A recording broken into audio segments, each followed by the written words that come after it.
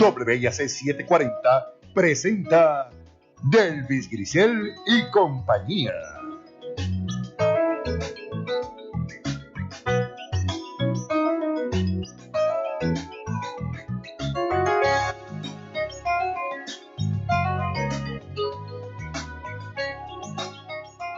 Buenos días, soy Delvis Grisel Ortiz, les doy la bienvenida a esta edición de Delvis Grisel y compañía. Hoy sí que tengo buena compañía, ustedes no saben la compañía que yo tengo hoy. Como de costumbre tengo a Carlos Severino y en la línea tengo a Pinchi Méndez y aquí está mi asistente de producción D'Angelo, pero tengo un invitado súper especial hoy que me llena de dicha y es mi hijo, que llegó de sorpresa ayer directamente desde Nueva York. Así que me lo traje hoy para acá restadito para que esté aquí conmigo y no perderle. Ustedes saben cómo son las mamás cuando llevan mucho tiempo y no ven los hijos, pues se pueden imaginar cómo estoy yo. Pero bueno. Hola Roberto, gracias por estar aquí, hijo mío. Bueno, ok. Hoy es nuestro día de conversación sobre temas internacionales y damos una mirada a las guerras del siglo XX luego de finalizar la Segunda Guerra Mundial y la intervención de Estados Unidos en ellas. Y desde luego contrastaremos estas con la guerra en Ucrania.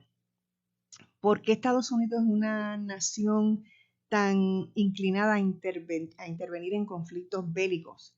¿Qué les mueve en esta dirección?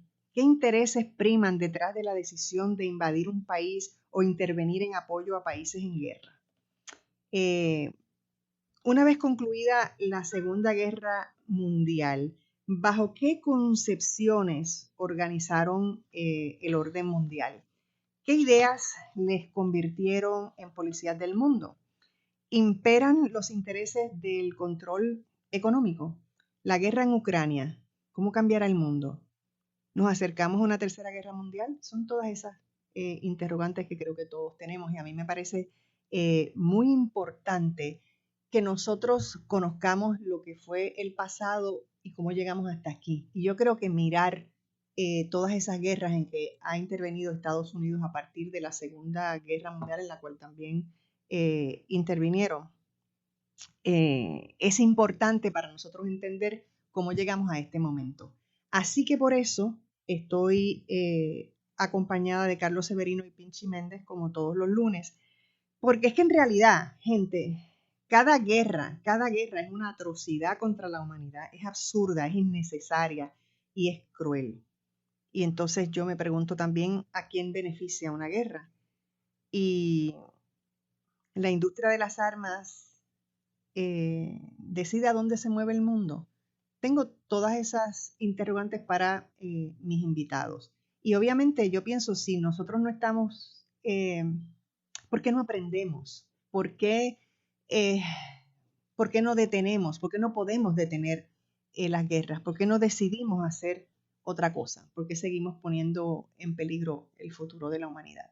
Pero bueno, de eso todo conversamos hoy con Carlos y con Pinchi. Buenos días, Carlos. Muy buenos días, Delvis. Saludos y felicidades por buena compañía. No por mí lo digo, ni por D'Angelo, sino por la visita especial que tenemos aquí. Está bien, pero para ustedes también. Ustedes también son una gran compañía. Así que, cuéntame, Carlos. Bueno, te dejo a ti el primer turno.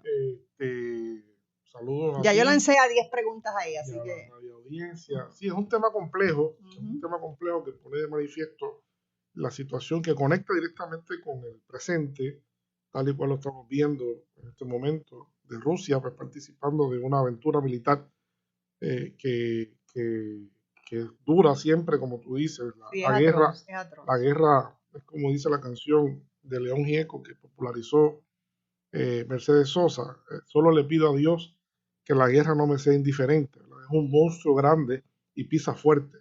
Así que la guerra en cualquier manifestación siempre es algo trágico, porque es la renuncia del diálogo, de la conversación, de la colaboración, como mecanismos fundamentales para resolver los problemas entre los seres humanos. Pero comenzando, yo creo que más allá de la invitación que tú nos haces a discutir después de la Segunda Guerra Mundial para acá, yo debo también, creo que en justicia, para poder entender bien este fenómeno de la conducta sociológica, política, económica de los Estados Unidos desde su surgimiento. Los Estados Unidos es un país que surge bajo un concepto filosófico bien particular, un país que surge implicado en un planteamiento de excepcionalidad, de nación excepcional, ¿verdad? Que está atado también a su condición religiosa, de que no son pocos la gente que piensa que en Estados Unidos, nació como una función religiosa de ser una nación dirigente del mundo, Ujú. De ser dotada especialmente con unas condiciones particulares para eso. Y yo creo que eso ha impregnado mucho la cultura política estadounidense desde hace más de 200 años. Hay que recordar que muy rápidamente después del surgimiento de los Estados Unidos surgen las primeras teorías que todavía impregnan la actuación de su política exterior, como lo fue inicialmente atado a eso que ya señalé de nación excepcional, el destino manifiesto. Eso fue una de las primeras corrientes importantes en la política, el destino manifiesto que Estados Unidos estaba llamado a conquistar todo el territorio americano hacia el oeste, ¿verdad? Hacia el oeste, hasta que finalmente le arrebató a México una parte sustancial de su territorio original, colonial, español, enorme, y se convirtió en un país con una geografía envidiable, porque es un país que, a pesar de ser un país grande, hegemónico, es un país difícilmente que pueda ser invadido, pues, porque está protegido por dos grandes masas oceánicas, y cualquier aventura militar pues sería extremadamente costosa, increíblemente costosa. Así que eso le da una protección a ese ámbito excepcional, además que es un territorio lleno de recursos también, de una población pujante, unas características muy, muy particulares, de un país que nunca conoció el feudalismo, un país que como país comenzó ciertamente siendo un país capitalista. Y además es un país joven. Un país joven. Eso es importante saberlo. Un país que sí conoció junto al capitalismo la dualidad del esclavismo, ¿verdad? Como parte del propio sistema capitalista. Y esas son características bien especiales. Y ese destino manifiesto pues también sigue estando presente en la cultura política de los estadounidenses, de su dirigencia en particular. Luego también se acuña el principio de la doctrina de Monroe, ¿verdad? También, y de que América es para los americanos, ¿no? Que también significa mucho. Yo me puse antes del programa un poco a ver, y Estados Unidos desde su creación en 1775 hasta ahora ha participado por lo menos, no creo que la lista sea exhaustiva, pero por lo menos más de 60 conflictos militares en su historia. Y es que es algo que lo tienen como en el DNA. Y desde 1775 hubo la primera guerra con Canadá, la ocupación de Canadá, y de ahí ha estado siempre actuando un país muy... Y yo creo que hay cosas que debemos también discutir sobre eso también más tarde, pero desde 1945, que es la fecha que nos convocas, creo que una vez terminada la Segunda Guerra Mundial, Estados Unidos se convierte en el rey de los imperios, ¿no? La Segunda Guerra Mundial fue una guerra imperialista entre imperios. Era un reacomodo del mundo que lo hubo en la Primera Guerra Mundial. No se concluyó muy bien esa Primera Guerra Mundial e indefectiblemente desde la Primera Guerra Mundial estaba en cierne la posibilidad de una nueva guerra mundial que finalmente ocurrió a partir del ascenso del nazismo en Alemania. Con eso se dan las condiciones para esta nueva guerra donde los grandes países con monopolios, con sistemas financieros poderosos en el mundo que dominaban gran parte de África, dominaban Asia, dominaban América Latina, aún con las independencias envueltas, pues era una lucha de poder muy fuerte. El imperialismo moderno está muy atado al dominio de mercados para materia prima. Son grandes potencias económicas, necesitan un empuje.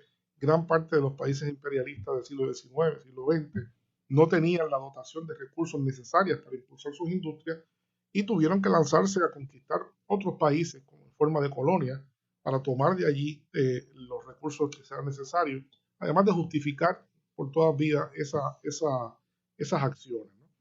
pero a partir de 1945 Estados Unidos se convierte como el país ganador de la guerra. La Segunda Guerra abre también la creación de las Naciones Unidas, ¿no? Las Naciones Unidas establecen como prioridad la descolonización del mundo, que rezan la Carta de las Naciones Unidas, rezan documentos de las Naciones Unidas, y a partir de ese momento no ha habido otra cosa que el crecimiento de estados nacionales en todo el mundo. En el 45 apenas había 50 y pico estados en el mundo. Hoy en día hay 200, ¿no? Eso nos da una idea de cómo ha cambiado este concepto. Pero entonces, a partir de la creación de un paisaje caracterizado por nuevos estados, la descolonización, han surgido nuevas formas también de cómo el remanente imperial que todavía existe, ¿no? Todavía se desmontaron los imperios, se desmontó en gran medida el imperio turco, se desmontó el imperio japonés, se desmontó el imperio alemán, se desmontó el imperio belga, se desmontó el imperio portugués, se desmontó el imperio italiano, pero todavía hay formas, algunos reductos importantes de imperialismo en Francia, en Reino Unido y en Estados Unidos, que son los que agrupan, yo diría, la mayor parte de las posiciones coloniales que existen todavía en el mundo, incluyendo a Puerto Rico, ¿no? Pero desde el 45 para a acá, nosotros nos pasaron por el lado. Puerto Rico sabemos todo, ya aquí antes era un delito hablar de eso, pero ahora todo el mundo lo acepta, que Puerto Rico es una colonia, así que no hay problema. Pero es una colonia, pero para haber colonia tiene que haber un imperio, porque las colonias no se crean solas, ¿no? Se crean porque hay una dominación imperial, y eso es parte de la realidad de que hemos visto desde el 45 para acá, que no se ha superado todavía los últimos remanentes del imperialismo en el mundo como se quiso hacer o como todavía pretende hacer las Naciones Unidas. Y las guerras que ha habido desde el 45 que ha estado Estados Unidos involucrado tienen mucho que ver con esa realidad, tienen mucho que ver con eso. Primeramente, después de la Segunda Guerra Mundial, como si fuera poco, muy pronto Estados Unidos envía 50.000 soldados a la guerra en China. Después después ocurre la guerra de Corea, que fue una guerra muy difícil, ¿verdad? Y a partir de ahí, después la guerra de Vietnam y conflictos a granel, ¿no? La cantidad de conflictos que ha habido, las ocupaciones de Nicaragua, ocupaciones de República Dominicana, nuevamente intervenciones en muchísimas partes del mundo, que han caracterizado esto. Pero sin embargo, como si fuera poco, a pesar del derrumbamiento de la Unión Soviética, que era el archienemigo siempre, y del sistema socialista mundial, a pesar de la desaparición del Pacto de Varsovia, que era el gran pacto militar que se lo ponía a la OTAN,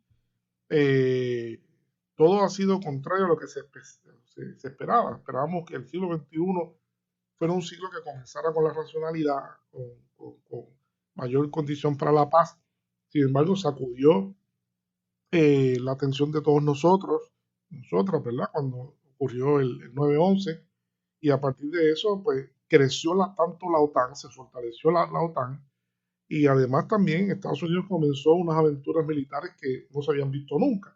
Primero la aventura militar en Irak, luego también en Afganistán. La guerra contra el terrorismo. Que caracterizó ataques a Somalia, ataques a un sinnúmero de países. Y lo que va del siglo XXI, pues ha sido un siglo lamentablemente de mucha beligerancia, de muchísimas intervenciones, de violaciones al derecho internacional, y sobre todo de continuidad de que los países hegemónicos tengan intereses de dominar espacios económicos que le brinden capacidad geoestratégica y también geoeconómica, ¿verdad? Así que yo creo que eso sería parte del resumen inicial. Obviamente yo sé que Pinchi tiene muchísimo que contarnos también. Seguro, tenemos que pausar. Vamos a la pausa y cuando regresemos escuchamos lo que tiene que decir el profesor Pinchi Méndez. No se vaya nadie, regresamos en breve.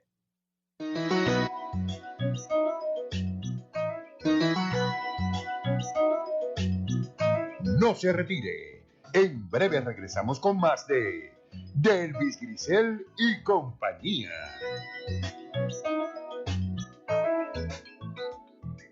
A los 16 morí en un accidente de auto. A los 54 me convertí en abuelo.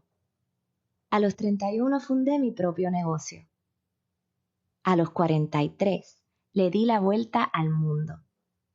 A los 29 fui padre por primera vez. Cuando donas tus órganos, vives más allá de tu vida. Lifelink de Puerto Rico. Regístrate como donante en donavidapuertorico.org. Al ritmo del deporte, un programa deportivo diferente, donde encontrarás entrevistas con deportistas de todos los tiempos y de todos los deportes. También te informamos de la historia y hazaña de nuestros grandes deportistas. Y por supuesto, te brindaremos todos los resultados actuales de tus deportes favoritos. Escúchanos lunes de 5 a 6 de la tarde, los miércoles de 6:30 a 7 de la noche, los viernes de 5 a 6 de la tarde y continuamos los sábados de 12 del mediodía a 1 de la tarde con José Cheo Cruz, Jorge Sousa y Efraín López a través de WIAC 740 AM, WYAC 930 AM y WISA 1390 AM. Tu tiempo es valioso y yo no te hago perder el tiempo en la mañana. Aquí en Sin Tapujos Repensando a Puerto Rico te damos las entrevistas, la información que necesitas saber para comenzar tu mañana bien informado. Todos los días de 6 a 9 de la mañana por WIAC 740. Sin tapujos, con la mejor manera de llevar la noticia. Por esta tu emisora, WIAC 740.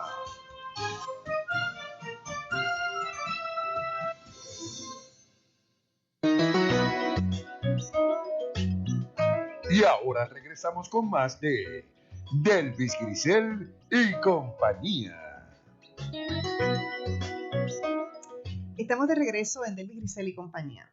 Bueno, antes de seguir conversando y hablar con Pinchi, les recuerdo que visiten nuestra página de Facebook, Delvis Grisel y compañía, nos den like y share, y recuerden que allí pueden poner sus preguntas si tienen para este programa o cualquier otro. También nos pueden dejar sus comentarios y también si hay temas o algunos asuntos que a ustedes les gustaría que tratáramos, pues pueden hacerlo a través de un mensaje en nuestra página de Facebook. Bueno, Pinchi, cuéntame tus pensamientos. Bueno, saludo a Carlos, a ti, a tu hijo y a toda nuestra Gracias, radio. Pinchi. Mira, en primer lugar, yo creo que este es un momento prácticamente obligado a que veamos el tema de la guerra, pero desde una perspectiva rigurosa, es decir, tomando como marco de referencia enfoques políticos, económicos y sociológicos. Y lo digo porque la guerra generalmente se ha visto como algo tan y tan natural que a mucha gente ya prácticamente había dejado de preocuparle. Ahora, sin embargo, hay una guerra cuyos horrores están constantemente señalándose en la televisión, en la radio, en los periódicos, y que, como hemos estado acostumbrados a pensar, es un asunto entre buenos y malos. Los buenos son los ucranianos y los malos son los.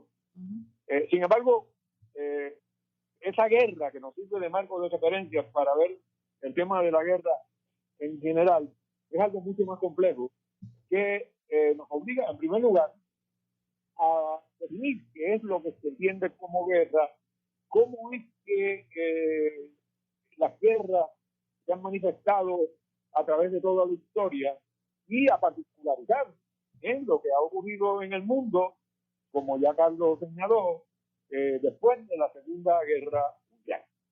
En términos del concepto de guerra, los diccionarios lo definen como una lucha entre dos naciones o entre bandos, pero la guerra que a nosotros más nos interesa, que es la que se da actualmente, aunque parezca remoto, está muy, muy vinculado a esa nueva realidad que se establece en el mundo después de la Segunda Guerra Mundial. ¿Qué es lo que ocurre después de la Segunda Guerra Mundial? Porque el mundo se divide fundamentalmente en dos bandos. Por un lado, el mundo socialista, dirigido por un Estado multinacional, la Unión Soviética, que se funda en gran medida a partir de la Revolución rusa, y por el otro lado, el mundo capitalista, en donde Estados Unidos ya desplaza totalmente a Inglaterra como líder del mundo capitalista. Después de esa Segunda Guerra Mundial, Estados Unidos va a organizar esa realidad internacional en función de su conveniencia particular como país. Y así es que en el año 1949, el día 4 de abril de 1949, surge la OTAN, que es la Organización del Tratado del Atlántico Norte. Y que es, sobre todo, una alianza militar en la que los principales países de Occidente se adhieren y cuyo liderato, por supuesto, está siempre del lado de los Estados Unidos. No se menciona mucho este término, pero yo creo que es importante recordarlo. Y es que a partir de la creación de la OTAN va a surgir también una nueva visión de mundo, que es lo que se conoce como el atlantismo. Y es la definición de toda un área geográfica y cultural como un área bien democrática versus otras regiones del mundo, y muy particularmente como un área en conflicto constante en contra de esta otra parte del mundo que fue lo que se conoció como el mundo socialista, formado por la Unión Soviética y los países socialistas europeos. Las guerras siguieron también en otras partes del mundo cambiando realidades, y eso lo vamos a ver más tarde. Pero en Europa en particular habían varios países en donde las posibilidades de cambio político se pudieran dar muy rápidamente, y ahí es donde surge lo que se conoció como la doctrina Truman, porque el presidente Truman en un momento plantea al mundo entero que Estados Unidos ya no va a tolerar más estos cambios y que no se puede seguir luchando para tratar de impulsar transformaciones, y se refería principalmente a lo que estaba ocurriendo en ese momento en Grecia. Como consecuencia de ese pacto es que se va a dar ese mundo bipolar entre los socialistas y los capitalistas. En ese mundo bipolar, yo creo que es muy importante que tengamos en cuenta el hecho de cómo terminó la Segunda Guerra Mundial. En los Estados Unidos, esa Segunda Guerra Mundial en el lado del Pacífico, terminó con el lanzamiento de la bomba atómica en Hiroshima y Nagasaki. En Europa terminó de otra manera con el avance de los aliados que desembarcaron por Normandía, Francia, dirigidos principalmente por los Estados Unidos, y la llegada antes inclusive del ejército de la Unión Soviética a Berlín, que puso fin a la guerra. Digo esto porque es importante recordar que en la Segunda Guerra Mundial Estados Unidos y la Unión Soviética fueron aliados, y fueron aliados que pelearon una guerra en donde la mayor destrucción que se dio precisamente en la Unión Soviética. Entre 25 a 26 millones de seres humanos murieron en esa guerra en la Unión Soviética, en donde se perdió además la mayor parte de las ciudades, sobre todo las más cercanas al lado occidental. Sin embargo, acabando de darse esa Segunda Guerra Mundial, comienza esa disputa entre Estados Unidos y el bloque socialista, y se crea el Pacto de Varsovia, al cual estaban afiliados todos los países socialistas vinculados con la Unión Soviética. Pero como todos sabemos, al final del siglo XX desaparece la Unión Soviética, y con ello desaparece el marco en el que se tipificaba lo que se llamó la Guerra Fría. Y yo creo que es importante precisar, porque no todo el mundo necesariamente está consciente de eso, por qué se llamaba ese periodo la Guerra Fría. Se llamaba la Guerra Fría porque después de que los Estados Unidos utiliza su bomba en Hiroshima y Nagasaki como una medida de protegerse de lo que eso implicaba, los soviéticos también comunicaron al mundo de que tenían un armamento nuclear. Y luego otros países como China, Francia, Inglaterra van a tener también la posesión de la bomba atómica. Y se habla de la Guerra Fría porque el tener bomba atómica implicaba que los dos protagonistas principales de ese mundo bipolar, Estados Unidos y la Unión Soviética, tenían que de alguna manera hacer todo lo que hiciera al alcance de ambos para evitar una guerra, porque una guerra entre ellos iba a poder conducir a un enfrentamiento nuclear. Pero sin embargo no los lleva a ninguno de ellos a deponer las armas, a decir, ok, todo el mundo vamos a deponer las armas. Eso es lo que me parece más terrible. Después de haber vivido la atrocidad de Hiroshima y Nagasaki, ¿cómo es posible que sigamos pendientes a que todo esto puede volver a ocurrir? Bueno, es que lo que tú dices, yo creo que explica muy bien una frase, posiblemente la frase más conocida del presidente de los Estados Unidos, Dwight D. Eisenhower, un presidente republicano que fue además el dirigente del ejército aliado en Europa durante la Segunda Guerra Mundial.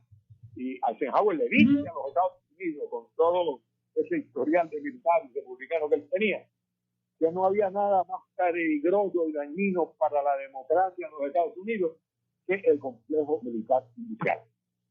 ¿Y qué había detrás de esta declaración? Pues simplemente que durante la Segunda Guerra Mundial surgió de una manera casi épica el desarrollo de una industria militar superpotente que al terminar la guerra, de haberse creado una situación de un mundo totalmente pacífico, que simplemente se iba a reducir extraordinariamente sus ganancias. De manera que a lo que Eisenhower seguramente estaba aludiendo era el hecho de que había una fuerza en los Estados Unidos que estaba empujando cada vez más a la guerra. Y yo creo que esa caracterización de los Estados Unidos como país guerrero, a la cual Carlos aludió, hizo alusión de que ha participado por lo menos en 60 conflictos bélicos, esa alusión explica mucho lo que está ocurriendo actualmente y explica mucho también el papel que ha desempeñado históricamente la OTAN. Y digo eso porque yo he escuchado una cantidad de comentaristas que plantean que la exigencia rusa de que su país no sea rodeado totalmente por la OTAN no tiene ningún sentido en este momento porque terminó la Guerra Fría, pero no ha terminado las hostilidades que se dan en el plano internacional actualmente. Y tengamos claro lo siguiente, en este momento Estados Unidos no se está confrontando con la Unión Soviética, se está confrontando con Rusia, una nación menos potente que Estados Unidos, pero muy poderosa también, sobre todo en el plano nuclear. Y que es capitalista hoy día. Pero capitalista. Y eso es lo más interesante. En función función de esos intereses capitalistas que se dan estas confrontaciones. Tengo que hacer una pausa, Pinchi. ¿Cómo no? Pero regresamos en breve, no se vaya nadie.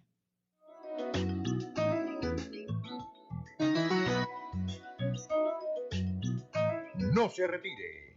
En breve regresamos con más de Delvis Grisel y compañía.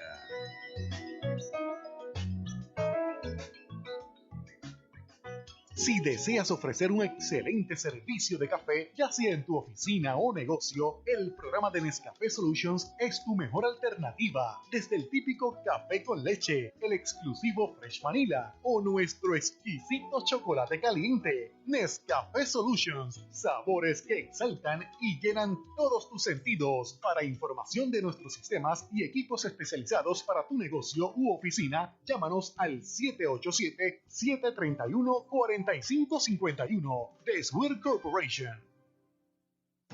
En el Hospital del Niño de Puerto Rico llevamos más de 90 años brindando servicios a nuestros niños, gracias a tu apoyo. Hola, mi nombre es Annette Natter y cuidarlos es mi pasión. Brindamos servicios terapéuticos a sobre 3,000 familias a través de toda la isla. Visita hdnpuertorico.org, conócenos y ayúdanos. Un niño es tan pequeño que cabe en cualquier corazón.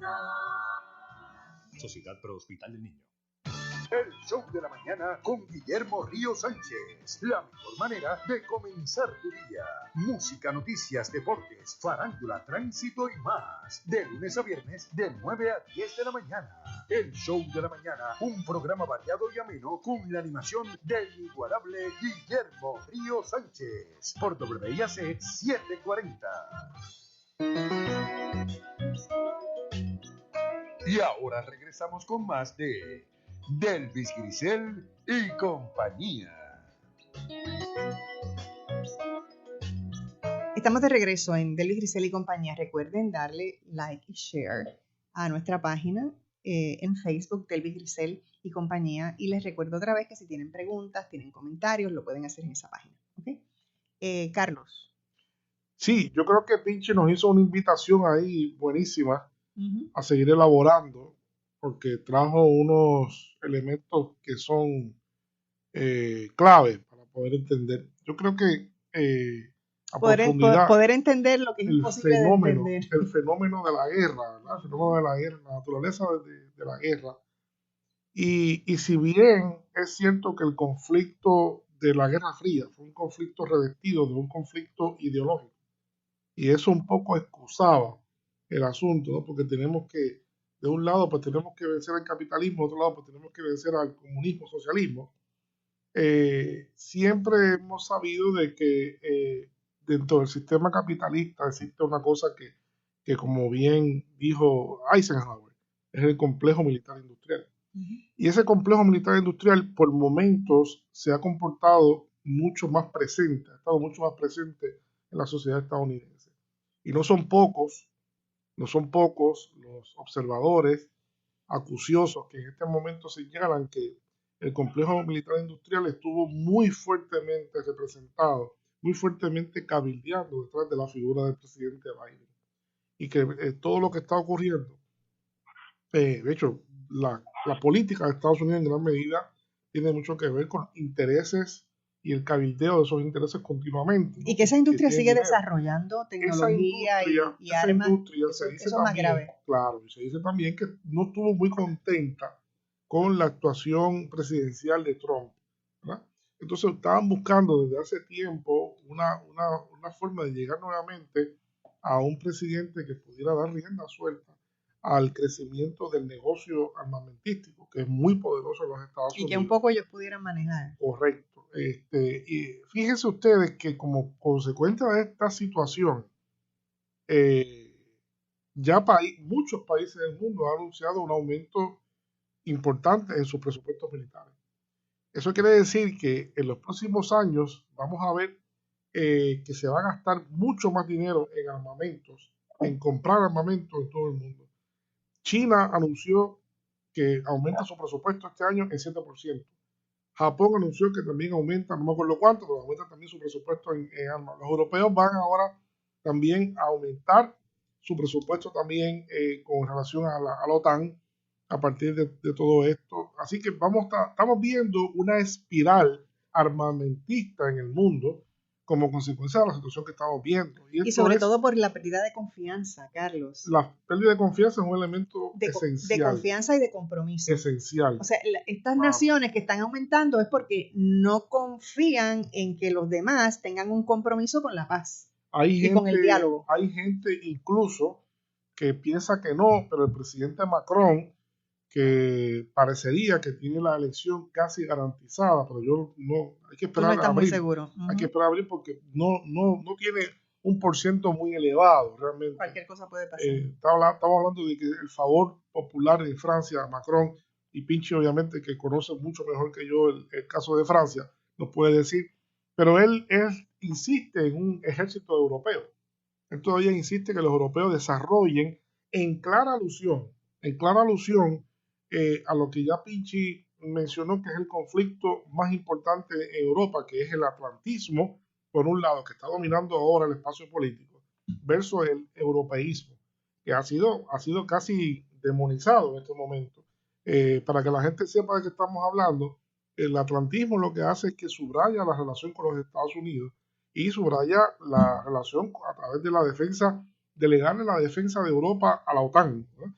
Versus el europeísmo, que básicamente establece en el plano económico una relación cercana, amistosa, de colaboración con Rusia, porque tiene grandes cantidades de recursos que están accesibles a los europeos, que les pueden servir, y en el plano militar de seguridad, pues una negociación especial con Rusia que incluye inclusive el desarrollo de un ejército europeo. Así que esas dos corrientes están fuertemente en contraposición ahora, pero con una fortaleza muy grande del sector atlantista en Europa. No se puede hablar de esto me parece a mí, sin mencionar el tema del pacifismo versus el tema del guerrerismo. En los años 80, gracias a la espiral, a la locura de la espiral armamentista, tanto de la Unión Soviética como de los Estados Unidos, que lograron tener miles de armas nucleares, mucho más que armas nucleares que las que eran necesarias con esas armas nucleares se podía destruir el planeta 10 veces. Era una cosa totalmente alocada, ¿no?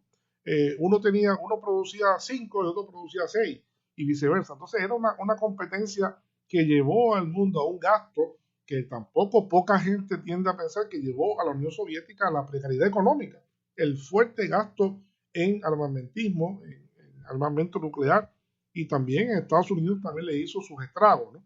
En gran medida. Pero tanta gente muriéndose de hambre. En ese momento, en ese momento, en Europa se pudo constituir un vigoroso movimiento pacifista, muy fuerte, que comenzó en los 60, pero no fue hasta los 80, yo diría, que ese movimiento se consolidó en Europa y que desbordó Europa y arropó muchas partes del mundo.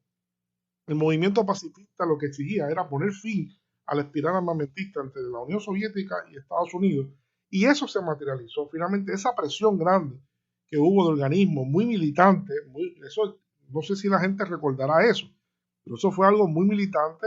Aquí en Puerto Rico inclusive hubo organizaciones que se dedicaron también al tema de la paz, y esos movimientos pacifistas lograron finalmente el que Gorbachev se sentara con nada más y nada menos que con Ronald Reagan, que era un guerrerista fuerte.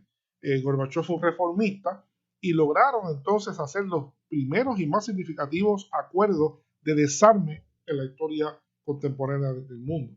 Eso fue un momento muy grato cuando se sentaron estos dos dirigentes y lograron recortar gran parte de ese arsenal y de reconstruir una relación totalmente distinta. Lamentablemente, desde este nuevo siglo XXI, primero el pacifismo, luego que se hicieron esos logros, perdió vigencia, casi ha desaparecido. No hay un movimiento ahora mismo importante. Yo creo que pronostico que pronto lo va a haber, porque hay una espiral nuevamente de crecimiento bélico en el mundo. Y lo más importante es que a partir del siglo XXI ha ido crecientemente desmantelándose los acuerdos importantes que se lograron con Gorbachev y con Reagan. Estados Unidos ha abandonado varios de los acuerdos claves de la proliferación de armas nucleares, el convenio el convenio de espacios abiertos, por ejemplo. Y yo creo que eso, el mundo ha perdido con eso. Y lo que estamos viendo en ciernes es nuevamente un rearme, que quien va a ganar más de todo eso, quien gana más es la industria de la venta de armamentos en el mundo. Sí, porque todos los demás perdemos. Todos los demás perdemos, claro. Pinchi. Sí, en primer lugar, es importante recordar que después de la Segunda Guerra Mundial, en el año 1945, se crea la Organización para las Naciones Unidas. Y en ese mismo año, un poco más adelante, se crea también la UNESCO, la Organización de las Naciones Unidas para la Educación, la Ciencia y la Cultura. Ambas organizaciones establecen como primer punto en su agenda la educación para la paz. Desafortunadamente, Naciones Unidas no ha sido muy consecuente con esta consigna. La UNESCO, por lo menos, sí ha hecho un esfuerzo importante en esa dirección, y gracias a uno de los dirigentes que tuvo la UNESCO hace algún tiempo, el español Federico Mayor, a Puerto Rico se incluyó en esta red internacional de cátedras UNESCO, Universidad de Puerto Rico, en nuestro caso, para la educación para la paz.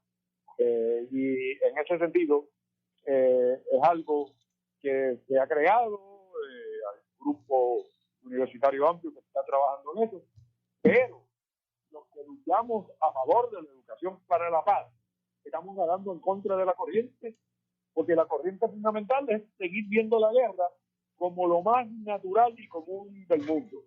Ahora mismo hay un espanto de todo el mundo cuando se le presentan las escenas de guerra, porque todas las escenas de guerra son espantosas, pero la gran diferencia es que en esta ocasión el protagonista de esa guerra no es Estados Unidos de una manera abierta, porque se está viendo todo esto como un conflicto entre Rusia y Ucrania.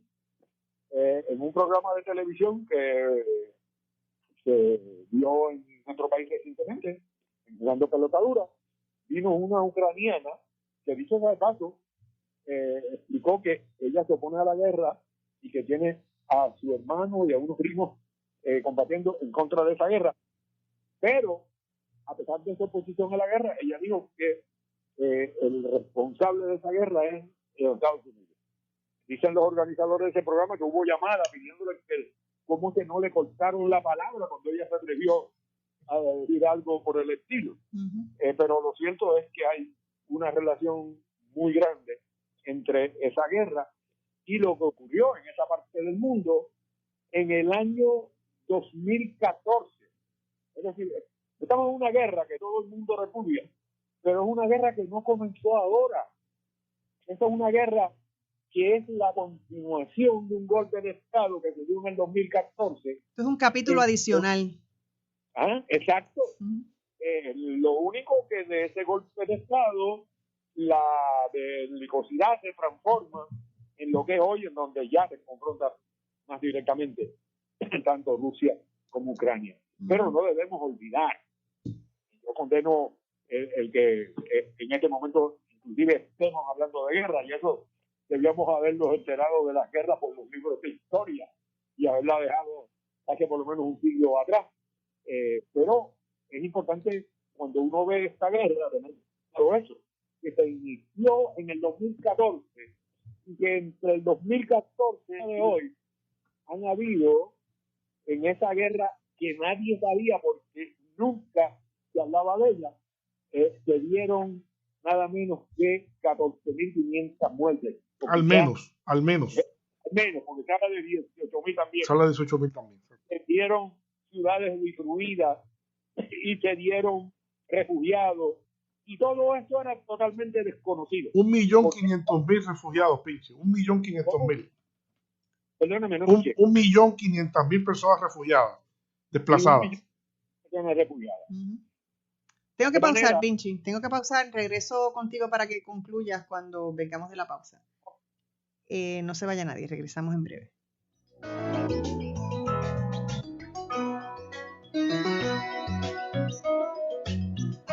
No se retire. En breve regresamos con más de Delvis Grisel y compañía.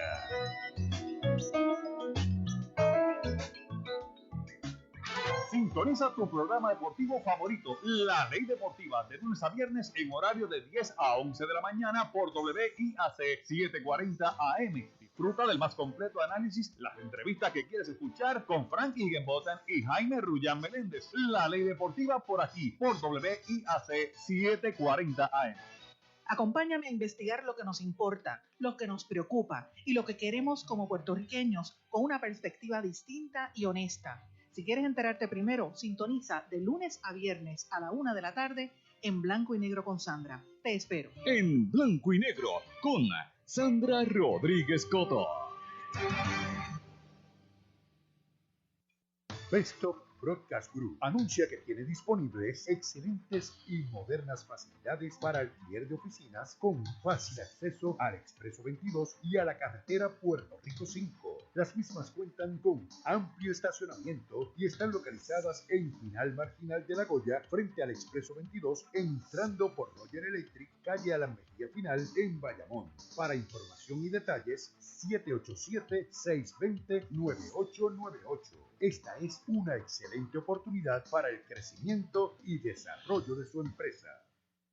160/110. Tuve un derrame. 150/90 y tuve un derrame cerebral. Cuando yo llamé la ambulancia, ellos no me entendieron. Esto es la presión alta. Tal vez no sienta sus síntomas, pero los efectos de un derrame cerebral no son silenciosos. Vuelva a su plan o hable con su médico para crear un plan que funcione para usted. Visite bajesupresión.org. Presentado por el American Stroke Association, el American Medical Association y la Ad Council. Y ahora regresamos con más de Delvis Grisel y compañía. Estamos de regreso. Se nos ha ido la hora, pero súper rápido. O sea, ya estamos casi ahí al borde de decir adiós. Pero, Pinchi, para que cierres tu...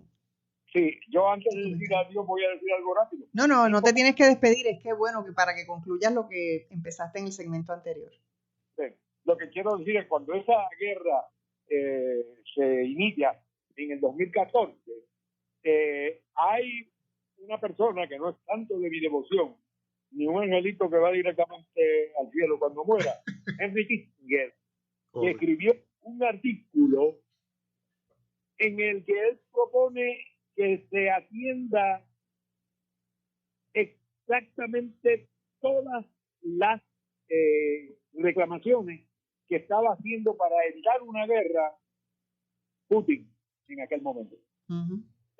Salió recientemente inclusive el artículo donde él argumenta todo eso, y yo lo leí, y cuando uno lo lee tiene la impresión prácticamente como si Putin se estuviera plagiando lo que dice Kissinger. ¿A qué se debe esa coincidencia?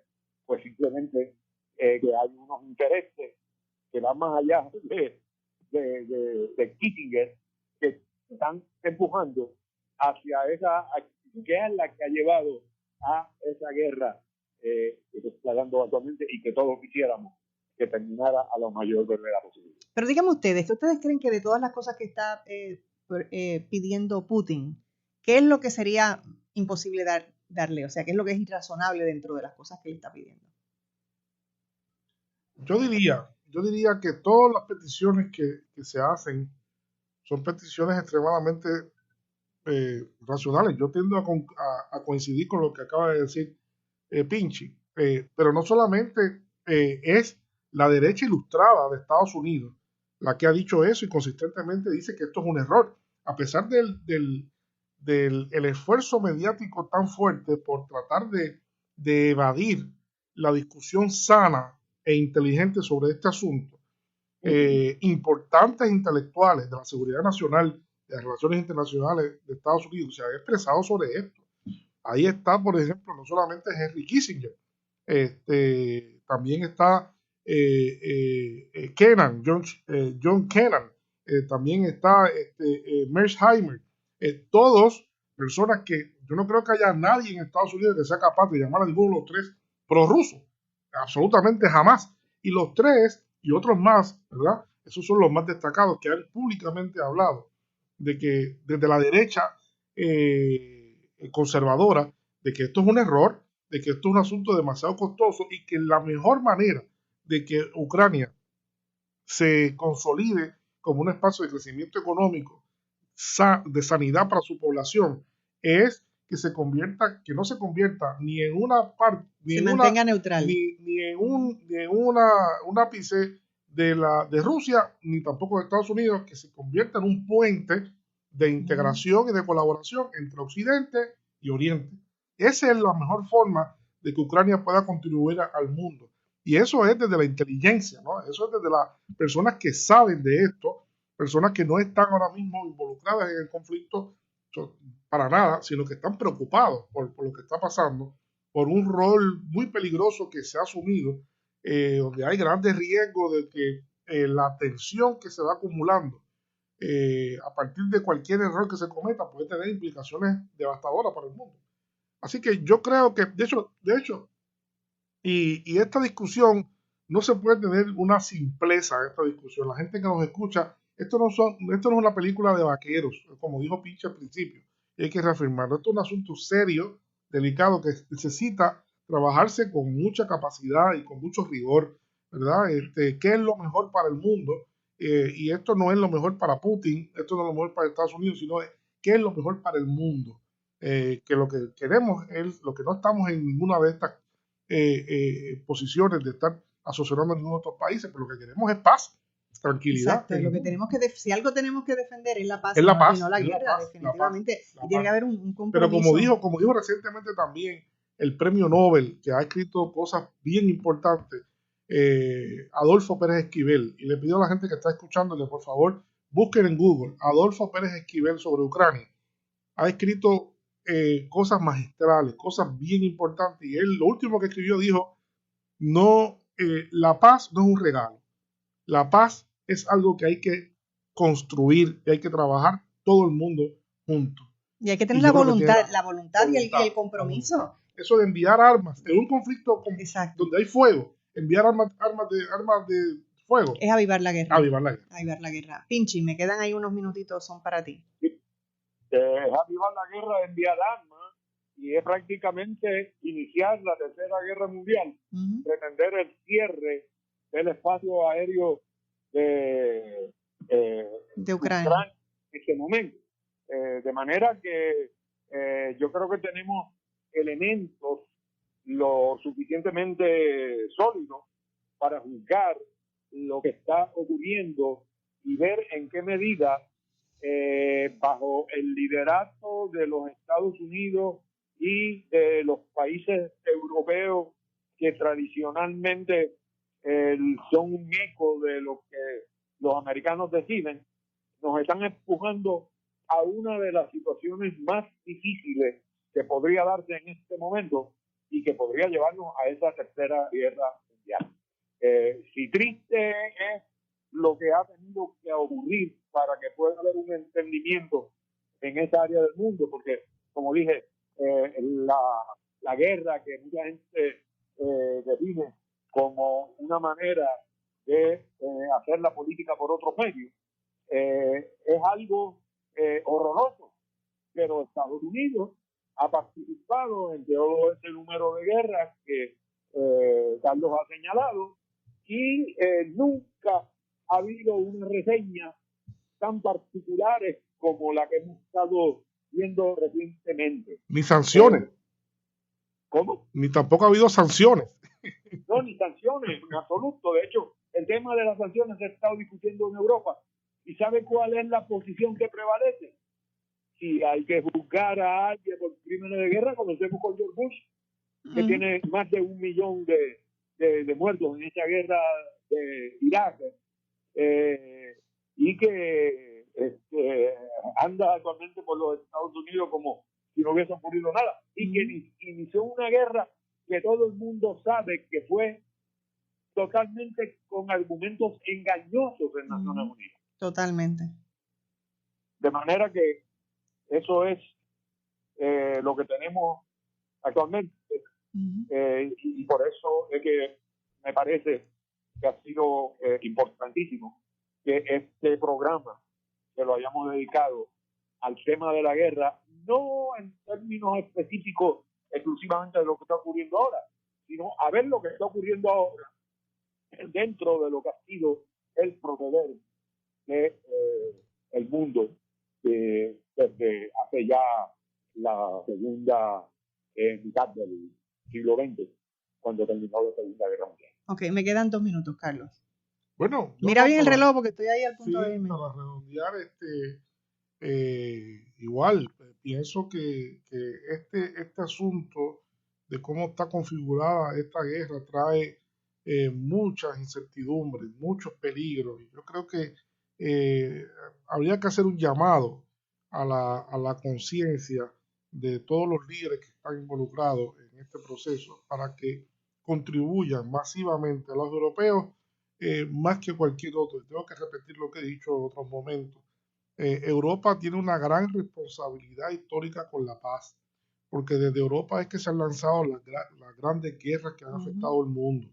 Los europeos tienen que comportarse a la altura de lo que el mundo espera de ellos, y es promover la paz y no promover la guerra. Y de lo que todos ellos a través de su historia han sufrido, han padecido, porque son naciones mucho más viejas. Ha sido destruida, ciertamente ha sido Europa. Así que Europa demuestre su vocación hacia la paz, y en vez de enviar armas a Ucrania, lo que envíe son misiones de paz y misiones de negociación de diálogo. Y de diálogo, que es lo que hace falta allí.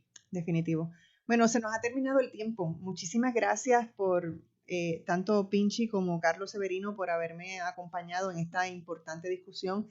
Recuerden que nosotros hacemos estas conversaciones para que ustedes escuchen otros puntos de vista y puedan hacer su propia composición de lugar y tengan variedad de opiniones. Así que esperamos que le haya sido útil esta conversación. Así que muchísimas gracias por escucharnos. Que tengan un día maravilloso y sobre todo lleno de mucha paz. Hasta mañana.